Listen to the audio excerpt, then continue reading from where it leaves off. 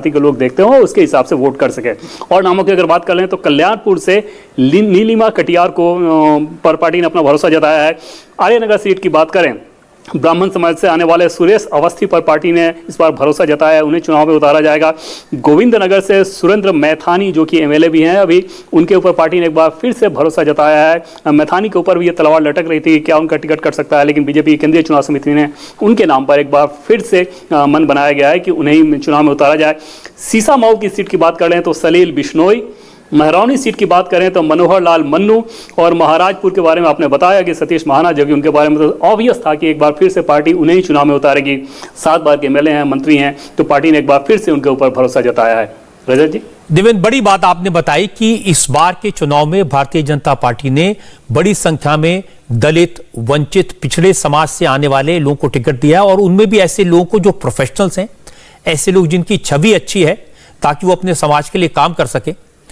और ये शायद इस बात का जवाब है जो समाजवादी पार्टी ने बार बार पिछले दिनों में छवि बनाने की कोशिश की, बड़े बड़े लोगों को मैदान में उतार करके उनसे कहलवाया कि बीजेपी ने इग्नोर किया है दलितों को, पिछड़ों को। शायद उसका जवाब आपको लगता है कि इस लिस्ट से मिलेगा? जी निश्चित तौर पे, और ये बीजेपी की शुरू से ही रणनीति रही है। प्रधानमंत्री नरेंद्र मोदी जब से दिल्ली आए, आप देखें तो पार्टी को लेकर जो भी उनका निर्देश रहता है वो हमेशा इस बात को कहते हैं कि जिन लोगों को भी आप जिनका चयन कर रहे हैं, एक तो वो बहुत डाइवर्सिफाइड होना चाहिए, और दूसरा उनकी योग्यता ज़रूर झलकनी चाहिए। वो प्रोफेशनल होने चाहिए या अपने फील्ड के एक्सपर्ट होना चाहिए, अचीवर होना चाहिए, उनका अनुभव बहुत अच्छा होना चाहिए, युवा अगर हैं तो उस हिसाब से होने चाहिए, कुछ इनोवेटिव सोच रहे हो। इस बात को लेकर पार्टी के नेताओं को जब भी वो निर्देश देते हैं, और यूपी चुनाव से पहले जब 7 RCR में एक बैठक हुई थी जिसमें बीजेपी संगठन के लोग, बीजेपी के संगठन के पदाधिकारी सारे गए थे प्रधानमंत्री मोदी से मिलने, उस समय भी इस बात पर उन्होंने बहुत ज़्यादा फोकस दिया था कि जब भी आप पार्टी के कार्यक्रम करें, पार्टी के लिए कोई चयन करें, पार्टी के लिए उम्मीदवारों का चयन करें, तो ऐसे फैक्टर्स को हमेशा ध्यान में रखें। और इस बार के यूपी चुनाव की अगर आप बात करें, जिस सूची पर हम लोग बात कर रहे हैं, निश्चित तौर पर ऐसा लग रहा है कि उस फैक्टर को बहुत ज़्यादा ध्यान में रखकर उसके हिसाब से उम्मीदवारों के नाम तय किए गए हैं। पहली सूची में भी हम लोगों ने देखे थे ऐसे नाम, जिसमें बहुत सारे ऐसे नाम थे जो प्रोफेशनल थे, और एक बार फिर से इस सूची में दिख रहा है। और देवेंद्र, मैंने देखा कि ये सिर्फ चुनाव के लिए नहीं है, ये नहीं है कि सिर्फ उत्तर प्रदेश में चुनाव होना है, वहां दलितों पिछड़ों के वोट चाहिए, इसलिए नरेंद्र मोदी की नीति रही है, जैसे आपने कहा, बड़ी संख्या में राज्यपाल उन्होंने ऐसे समाज के लोगों से बनाया, ऐसे समाज जो हमेशा से वंचित रहे हैं, पिछड़े रहे हैं, जिनको उनका स्थान नहीं मिला। इसी तरह से मुख्यमंत्री बनाते समय, कई जगह डिप्टी चीफ मिनिस्टर बनाते समय, या फिर जब सरकार की तरफ से पद्म अवार्ड मिलते हैं, उसमें भी बड़ी संख्या में इस तरह के पिछड़े समाज के लोगों को जगह दी गई है। बिल्कुल रजत जी, और उसका हालांकि जो मैं एक उदाहरण दे रहा हूं उसका इस चुनाव की प्रक्रिया से कोई लेना देना नहीं, लेकिन निश्चित तौर पे बहुत ज़्यादा समीचीन होगा उस पर चर्चा करना है कि जैसे अभी गणतंत्र दिवस का समारोह होने वाला है 26 जनवरी को, उसके बाद बीटिंग द रिट्रीट कार्यक्रम होगा 29 जनवरी को। इन दोनों कार्यक्रम के लिए या जो राज्यपाल और उपराज्यपालों के यहाँ जो एट होम कार्यक्रम होता है, इस बार भी प्रधानमंत्री की तरफ से निर्देशन था कि जब राजपथ पे लोगों को बुलाया जाए, गेस्ट को बुलाया जाए, तो उसमें वंचितों, पिछड़ों, जो कि जैसे सफाई कर्मी हों, मजदूर हों, हेल्थ वर्कर्स हों, इस तरह के जितने लोग हैं उनको भी इनवाइट जाना चाहिए, उनको बुलाया जाना चाहिए। और न सिर्फ राजपथ पर कार्यक्रम में, बल्कि जो एट होम कार्यक्रम पूरे देश में होंगे राजभवन में, उसमें गृह मंत्रालय के द्वारा उन्हें भी ये सूचना दी गई थी कि आपको ऐसे लोगों को बुलाया जाना चाहिए। तो ये एक इंक्लूसिव अप्रोच जो होता है वो साफ समझ में आता है। और जब चुनाव की प्रक्रिया हो रही हो तो निश्चित तौर पर पार्टी को वैसे निर्देशों को फॉलो करना ही होता है। खुद प्रधानमंत्री नरेंद्र मोदी अगर केंद्रीय चुनाव समिति की बैठक में हैं, एक एक उम्मीदवार पर वो किसी के बारे में भी कभी बैकग्राउंड पूछ लेते हैं कि इस व्यक्ति का बैकग्राउंड क्या है, क्या इसका पूरा अनुभव है। तो ऐसे में पार्टी के नेता भी बहुत ज्यादा सतर्क रहते हैं। हमारे टॉप सोर्सेज ने हमें यह बताया कि इस बार की चुनाव समिति में भी एक एक नाम को लेकर उनकी बहुत पैनी नजर रहती थी, और उसके बारे में वो छानबीन करके जानना चाहते थे कि अगर पार्टी इस व्यक्ति को टिकट दे रही है तो उसके पीछे वजह क्या है। रजत जी, जो कुछ और नाम शेयर कर लें देवेंद्र, बहुत लोगों की उत्सुकता है। छावनी सीट से रघुनंदन भदौरिया को बीजेपी का उम्मीदवार बनाया जा सकता है। किदवई नगर सीट से महेश त्रिवेदी को बीजेपी का टिकट मिलना तय है। आर्यनगर सीट से सुरेश अवस्थी को बीजेपी का टिकट मिलेगा, इसकी पूरी संभावना है। सीसामऊ सीट से सलील बिश्नोई को टिकट दिया जा सकता है। ये वैश्य समाज से हैं, प्रदेश उपाध्यक्ष हैं, 6 बार विधायक रह चुके हैं। गोविंदनगर सीट से सुरेंद्र मैथानी को बीजेपी उम्मीदवार बनाएगी, ब्राह्मण समाज से आते हैं, सिटिंग एमएलए हैं। कल्याणपुर सीट से नीलिमा कटियार को बीजेपी टिकट देगी। नीलिमा कटियार कुर्मी समाज से आती हैं। बिठूर सीट से अभिजीत सांगा को टिकट मिलेगा। अभिजीत सांगा ठाकुर समाज से आते हैं, सिटिंग एमएलए हैं। बिलौर सीट से राहुल बच्चा सोनकर को भारतीय जनता पार्टी का उम्मीदवार बनाया जा सकता है। और एक बार फिर से देवेंद्र पाराशर के पास चलते हैं। देवेंद्र, कुछ और नाम है आपके पिटारे में? जी हाँ, बिल्कुल। घाटमपुर सीट की बात करें तो घाटमपुर से उपेंद्र पासवान को चुनाव लड़ाया जाएगा। पार्टी की केंद्रीय चुनाव समिति ने उनके नाम के ऊपर भरोसा जताया है। कालपी सीट की बात करें तो संतराम सेंगर को कालपी सीट से चुनाव लड़ाया जाएगा। बबीना सीट से राजीव परीछा। झांसी सदर के बारे में पहले आपने बताया था, रवि शर्मा, बीजेपी केंद्रीय चुनाव समिति ने उन्हीं के नाम पर मुहर लगाया है। मऊरानीपुर की बात करें तो प्रागीलाल अहिरवार। गरौठा की बात करें तो जवाहर राजपूत। और मेहरौनी की बात करें तो मनोहर लाल मन्नू। इसके अलावा रजत जी, एक बहुत दिलचस्प चीज़ है जो कि दर्शकों से हम लोग कुछ हद तक साझा कर सकते हैं। उसके बारे में पूरी जानकारी नहीं दे सकते, लेकिन इतना ज़रूर साझा कर सकते हैं कि केंद्रीय चुनाव समिति की बैठक में 4 सीटों पर चर्चा हुई और उसे पेंडिंग की कैटेगरी में रखा गया था। उन सीटों का नाम को अगर हम दर्शकों को बताएं तो निश्चित तौर पर उन्हें बहुत दिलचस्प लगेगा। उसमें से पहला नाम है जसवंत नगर की सीट। जसवंत नगर की सीट को बीजेपी ने पेंडिंग रखा है। अंदाजा लगाया जा सकता है कि बीजेपी की क्या रणनीति हो सकती है, किस इंतजार में उसे पेंडिंग रखा गया। बिठूना, औरैया और भोगनीपुर, इन 4 सीटों को बीजेपी की केंद्रीय चुनाव समिति में बाकायदा पेंडिंग की कैटेगरी में रखा गया था। पार्टी के सोर्सेस का यह कहना है कि इस पर बातचीत हुई और उसके बाद उसको पेंडिंग की कैटेगरी में रखा गया। जाहिर तौर पे उसके बारे में पार्टी की कुछ खास रणनीति रही होगी और अपर्णा यादव ने जिस प्रकार से बीजेपी ज्वाइन किया है उससे अंदाजा लगाया जा सकता है कि आगे आने वाले दिनों में भी बीजेपी की तरफ से अगर कोई चौंकाने वाली तस्वीर सामने आए जिस पर विपक्षी चौंक जाए तो इस बात पर हैरानी नहीं होनी चाहिए। शायद उस रणनीति के तहत पार्टी बहुत फूंक फूंक कर कदम रख रही है और एक एक सीट पर जो उम्मीदवारी तय करना है वो सारे विकल्पों को टटोलने, खंगालने और संभावनाओं पर विचार करने के बाद किया जा रहा है। रजत जी, बिल्कुल ठीक आपने देवेंद्र का, ये जो जानकारी आपने दी है सबसे इंटरेस्टिंग है। कौन चुनाव लड़ेगा, किसका नाम लिस्ट में है, ये तो एक तरफ है, लेकिन किन सीटों पर भारतीय जनता पार्टी रणनीति बना रही है। और आपकी बात सुनकर लगता है कि बहुत सोच समझकर एक एक सीट पर फैसला किया जा रहा है। तो कुछ और नाम मेरे पास हैं जो दर्शकों के साथ शेयर कर लेते हैं। हमीरपुर से बाबूराम निषाद को बीजेपी ने टिकट देने का फैसला किया है। ये निषाद समाज से आते हैं, दर्जा प्राप्त राज्य मंत्री हैं, उत्तर प्रदेश मत्स्य सहकारी संघ के प्रेसिडेंट हैं। और एक बार फिर से आपको बता दूं कि बुंदेलखंड की महोबा से राकेश गोस्वामी को बीजेपी की तरफ से टिकट मिल सकता है। गोस्वामी जी ब्राह्मण समाज से आते हैं। बुंदेलखंड की चरखारी सीट से ब्रजभूषण राजपूत को बीजेपी का टिकट मिलेगा। बुंदेलखंड की राठ सीट से मनीषा अनुरागी को बीजेपी का उम्मीदवार बनाया जा सकता है, ये भी सिटिंग एमएलए हैं।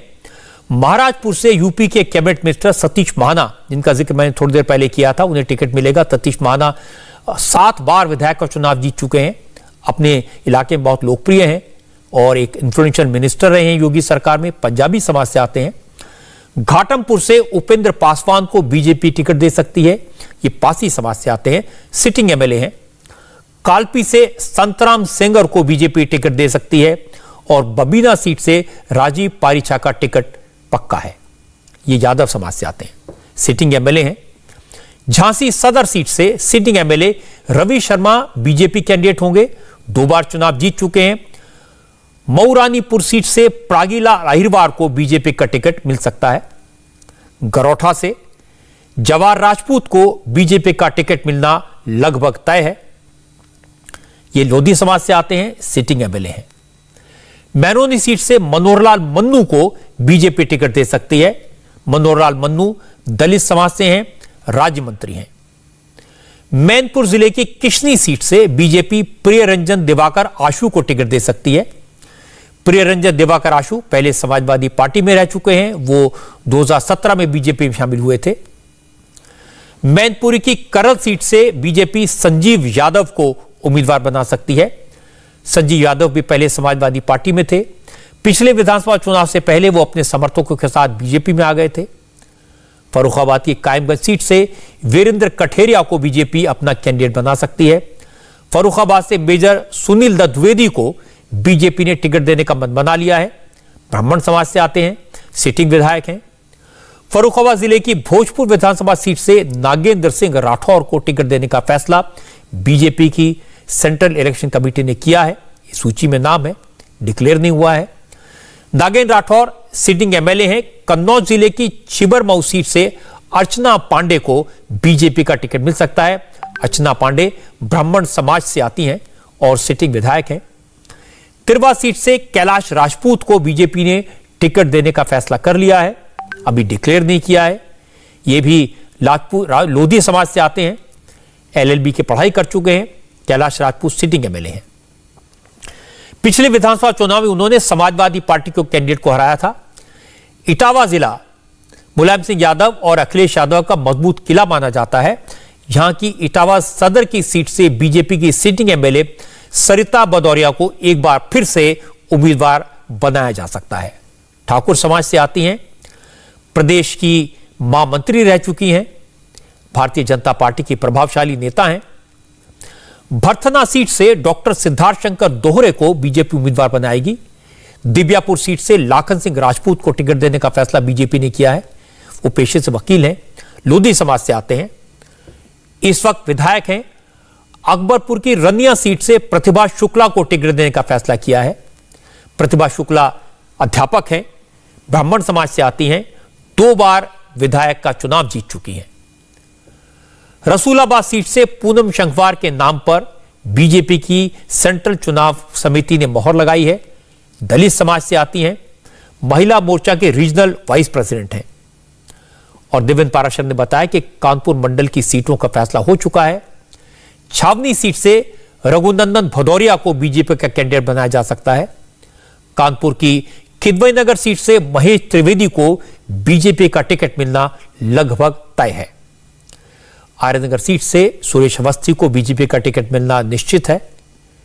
सीसामऊ सीट से सलिल बिश्नोई को उम्मीदवार बनाया जाएगा, इसकी पूरी संभावना है। ये वैश्य समाज से हैं, प्रदेश उपाध्यक्ष हैं, 6 बार विधायक रह चुके हैं। गोविंदनगर सीट से सुरेंद्र मैथानी को बीजेपी उम्मीदवार बनाएगी, ये हमारी जानकारी है। ब्राह्मण समाज से आते हैं और सिटिंग एमएलए हैं। कानपुर के कल्याणपुर सीट से नीलिमा कटियार को बीजेपी टिकट देगी। नीलिमा कटियार कुर्मी समाज से आती हैं। बिठूर सीट से अभिजीत सांगा को टिकट मिलेगा। अभिजीत सांगा ठाकुर समाज से आते हैं और सिटिंग एमएलए हैं। बहुत सारे नाम मैंने आपको बता दिए, बहुत सारी डिटेल मैंने आपको बता दी। एक बार फिर से देवेंद्र पाराशर के पास चलते हैं। देवेंद्र, बीजेपी उम्मीदवारों के जितने नाम आपने गिनाए मैंने दर्शकों को बता दिए। जिन नेताओं को टिकट मिला उन्हें भी इस बात की खबर तो मिल गई होगी। अब इन लोग को टिकट देने के लिए जो विजिबिलिटी है, क्लीन इमेज है, इसके अलावा और किस फैक्टर्स को ध्यान में रखा गया? निश्चित तौर पर सबसे बड़ी चीज ये थी कि भाई कौन जीत सकता है। पार्टी को पता है कि आखिरकार चुनाव में नंबर्स मायने रखते हैं, उसमें से सबसे पहला फैक्टर ये रखा गया था कि कौन जीत सकता है, लेकिन उसके साथ साथ उसकी छवि कैसी है। जैसे कुछ नामों को रजत जी मैं जानता हूं जिनकी छवि अच्छी नहीं है, लेकिन वो अपने क्षेत्र में अगर बीजेपी टिकट देती तो बहुत आसानी से जीत सकते थे, लेकिन पार्टी के शीर्ष स्तर से उन नामों को सीधे खारिज कर दिया गया था। तो इससे ये बात समझ में आ रही थी कि छवि को लेकर बहुत ज़्यादा कंसर्स है बीजेपी इस बात को लेकर कि ऐसा ना हो कि जनता के बीच खराब मैसेज चला जाए या कोई अलग तरह का नैरेटिव फैलने लगे। और तीसरी चीज़ ये थी कि प्रोफेशनल्स अलग अलग फील्ड के हों, और न सिर्फ प्रोफेशनल्स बल्कि जो भी अपने फील्ड के हों। जैसे अगर कोई एग्रीकल्चर करता है तो उसके हिसाब से अगर उसकी अच्छी उपलब्धि है तो उस नाम पर विचार किया गया है। और इसके लिए 3 सर्वे का सहारा लिया गया था। 3 सर्वे के बाद पार्टी की 2 बैठकों में स्क्रूटनी की गई और उसके बाद केंद्रीय चुनाव समिति के सामने वो सारे नाम गए, जिसमें प्रधानमंत्री नरेंद्र मोदी और रक्षा मंत्री राजनाथ सिंह और सड़क परिवहन मंत्री नितिन गडकरी, ये 3 नेता थे। और इसके अलावा बाकी जो नेता थे, जैसे गृह मंत्री अमित शाह की बात कर रहे हैं, योगी आदित्यनाथ की बात कर रहे हैं, स्वतंत्र देव सिंह की बात कर रहे हैं जो कि यूपी के प्रदेश अध्यक्ष हैं, केशव मौर्य की बात कर रहे हैं, दिनेश शर्मा की बात कर रहे हैं, तो ये सारे नेता बीजेपी मुख्यालय से थे। और ये 3 नेता वीडियो कॉन्फ्रेंसिंग के मार्फत जुड़े हुए थे। जो चुनाव समिति की बैठक हुई थी उसमें एक नाम पर गहन मंथन करके उन नामों को तय किया गया, जिसके बारे में हम लोग बता रहे हैं। और ये वो सारे नाम हैं जो कि केंद्रीय चुनाव समिति की बैठक में तय कर लिए गए हैं। जब तक नामों को जारी नहीं किया जाता है, जाहिर तौर पर बीजेपी में एक अलग पॉसिबिलिटी का खेल करने की कोशिश की जाती है। और जी, पिछली बार हमने देखा कि जब नामों को हमने बताया तो बहुत सारे नेता उसके बाद एक्टिव हुए थे। बड़े बड़े नेताओं के पास, जो कि उम्मीदवार हैं बड़े नेताओं के पास, वो जाना शुरू कर दिए थे। इस बार भी निश्चित तौर पर, क्योंकि चुनाव में सबकी ये कोशिश रहती है कि बीजेपी का टिकट उन्हें हासिल हो जाए, तो ऐसे में जब हम लोग नाम बता रहे हैं तो ये तय मानिए कि फिर बीजेपी के राष्ट्रीय नेताओं के पास ऐसे उम्मीदवारों की फौज होगी जिनका नाम इस सूची में नहीं दिख रहा है। देवेंद्र, आप बिल्कुल ठीक कह रहे हैं कि जब भी किसी का नाम नहीं होता है वो परेशान होते हैं, जरूर अप्रोच करते हैं। और एक सीट पे 2-2, 4-4, 5-5, 6-6 लोग तो ऐसे होते हैं जो प्रभावशाली होते हैं, जिनके बीच में से तय करना होता है और आसान नहीं होता। और मैं आपको बधाई देना चाहता हूं, ना सिर्फ इसलिए कि आपने ये नाम बताए, लेकिन आपने इनका जिस तरह से विश्लेषण किया इन उम्मीदवारों के बारे में और उनको सिलेक्शन के प्रोसेस के बारे में जो जानकारी दी, वो बड़ी बात है। देवेंद्र पाराशर ने जो नाम बताए हैं उनका औपचारिक तौर पर ऐलान तो नहीं हुआ है, लेकिन देवेंद्र की जानकारी पक्की होती है। इस लिस्ट को देखकर दो बातें क्लियर हैं।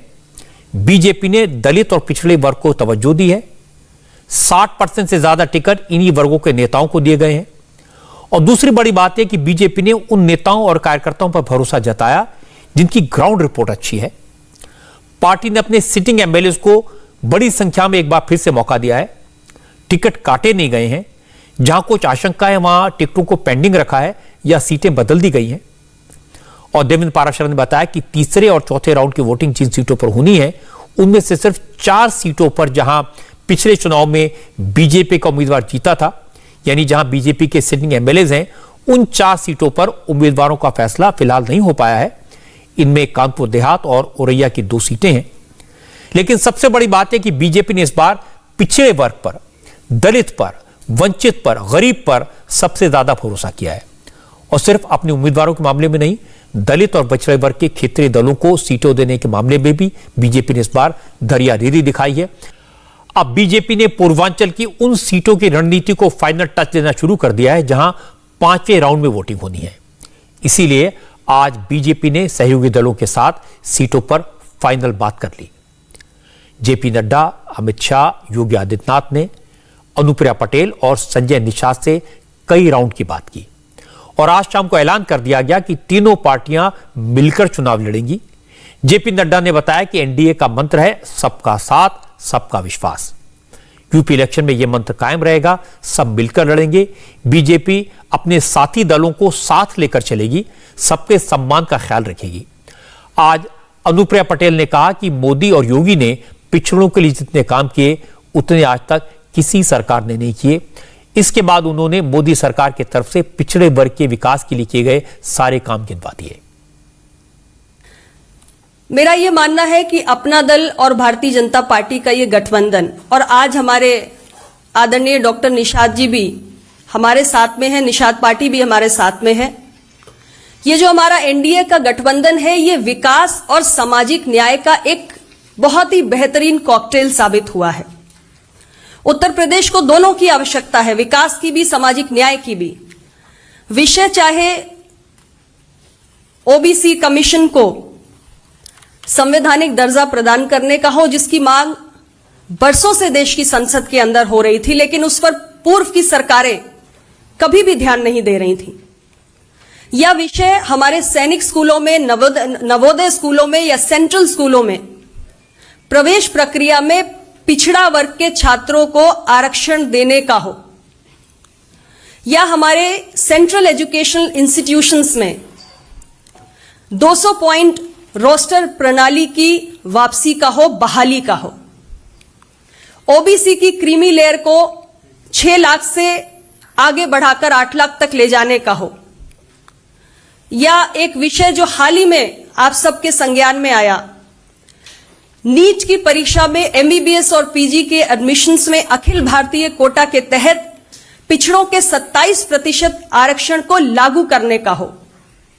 ये सारे ऐसे विषय हैं जिस पर अपना दल भारतीय जनता पार्टी माननीय प्रधानमंत्री मोदी जी के नेतृत्व में एकमत रही है।